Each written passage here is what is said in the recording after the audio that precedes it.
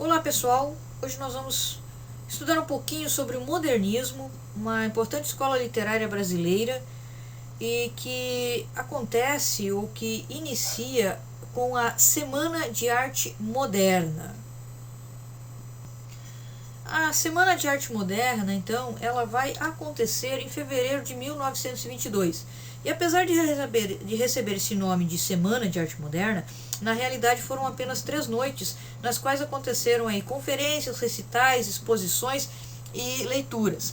Esta semana, este movimento, ele teve como objetivo uma ruptura com a estética do passado. E uma situação que causou bastante sensação, né? Foi um dos momentos mais sensacionais desta Semana de Arte Moderna. Ocorreu na segunda noite, que foi quando Ronald de Carvalho leu o poema de Manuel Bandeira, o poema Os Sapos, que é uma ironia aos parnasianos que ainda dominavam o gosto do público. O público brasileiro gostava muito dos parnasianos. Os Sapos vêm como uma ironia a essa escola literária e por isso causou assim muita sensação essa leitura que Ronald de Carvalho realiza deste poema de Manuel Bandeira. Entre os principais participantes da semana, nós vamos encontrar na parte de literatura os autores Mário de Andrade, Graça Aranha, Ronald de Carvalho, Menotti Del Picchia e Guilherme de Almeida. Em outras artes, como a música e artes plásticas, nós vamos ter a grande pintora Anita Malfatti, Di Cavalcanti e o maestro Villa-Lobos. Qual a importância estética da semana? Nós temos que lembrar que o Brasil, em termos de arte e de literatura, ainda estava muito preso ao romantismo, ao parnasianismo, e a Semana de Arte Moderna então vem para dar um fim a esta estética.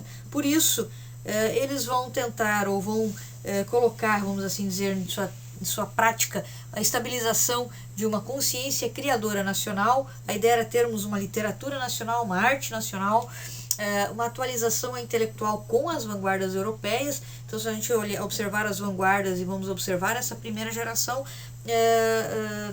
modernista, nós vamos ver algumas semelhanças e nós vamos ter um direito permanente de pesquisa e de criação estética dentro desta escola literária que é o modernismo.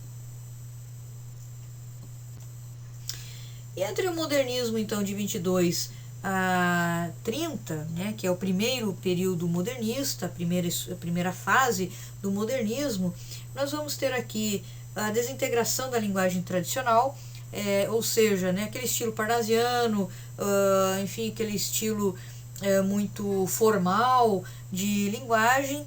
Eles vão sofrer muitos ataques por parte dos modernistas, vão ser os principais alvos. Então aqui vai se usar muito a paródia, o poema piada, vai se usar muito o sarcasmo para se fazer essa desintegração da linguagem tradicional.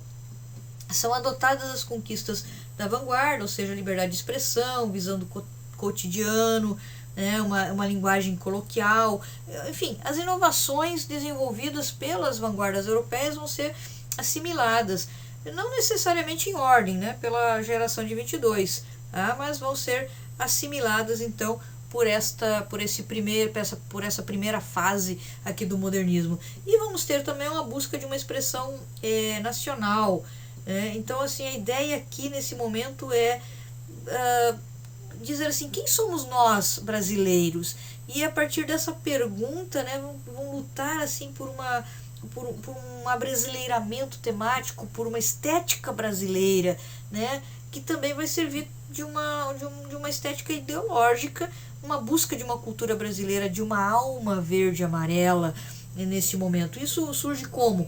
Em 1924, quando Oswald de Andrade, em Paris, assiste uma exposição a respeito de máscaras africanas.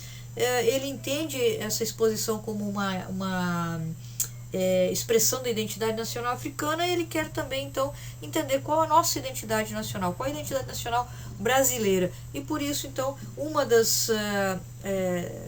ideias, dos objetivos do modernismo é essa busca da expressão nacional.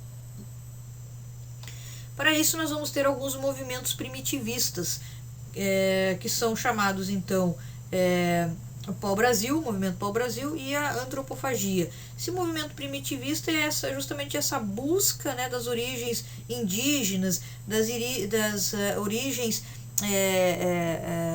extra-europeias, do folclore, né?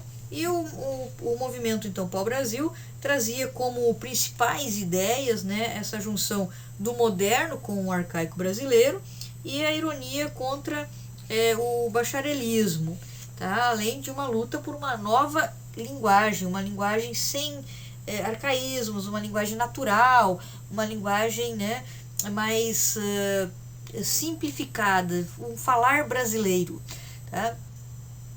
E também a descoberta do popular, que aí seria a questão do carnaval, por exemplo. E a antropofagia, o movimento antropofágico, ele vai ampliar essas ideias do movimento para o Brasil, né, porque ele vai insistir no caráter indígena de nossas raízes, então ele vai aprofundar-se nesse caráter, né? Ele vai utilizar muito o humor como uma forma de crítica e do traço de caráter do brasileiro, né? Ou seja, ele diz que a alegria é a nossa principal característica, e vai tentar uma criação de uma utopia brasileira, né? Ou seja, então essa postura é uma alternativa entre aquele nacionalismo conservador, anti-europeu, e uma cópia dos valores ocidentais, tá? E além disso, nós vamos ter um terceiro movimento, que não está aqui, que é um terceiro e quarto movimento, que são movimentos verde e amarelo, e o movimento ANTA, que vão se opor um pouquinho a esses antropófagos, né, mas buscar esse reforço desse sentido de brasilidade. Quais são, então, as principais características da literatura modernista? Primeiro, é a liberdade de expressão. Uma das maiores, vamos dizer, da maior importância, né, das vanguardas é a questão de liberdade de criação artística, né? E aí, por exemplo, um poema de Manuel Bandeira, que é o Poética, é um manifesto dessa nova postura. Ele termina o seu poema dizendo assim: não quero mais saber de lirismo que não é libertação. Então a ideia aqui é que a arte brasileira tem que ter liberdade de expressão. Também tem a incorporação do cotidiano, aquela coisa do diário, aquilo que acontece no dia a dia, do tradicional, do comum, né? Esses tornam-se os motivos dessa nova estética, né? Então aqui o importante é o dia a dia, o normal, o comum, aquilo que acontece com o brasileiro. Além disso, nós vamos ter também a questão da linguagem coloquial. É uma linguagem mais espontânea, que vai mesclar algumas expressões da linguagem culta com os termos populares. Então, o artista ele vai procurar uma forma mais simplificada, mais prosaica do dizer, que é utilizando aquelas palavras mais simples, inclusive que admitem erros gramaticais. A coisa que, por exemplo, o parnasianismo jamais admitiria, né? E além disso, nós vamos ter as inovações técnicas, ou seja, o verso livre, a destruição dos nexos, a paronomásia, que seria a junção de palavras com sonoridade muito parecida, mas que tem um significado completamente diferente, e a liberdade do uso de sinais de pontuação. Os principais autores, então, desse período, né, de 22, da primeira geração, são os senhores Oswald de Andrade, o senhor Mário de Andrade, Raul Bopp e também Antônio de Alcântara Machado. Muito bem, até o próximo vídeo e bons estudos para todos!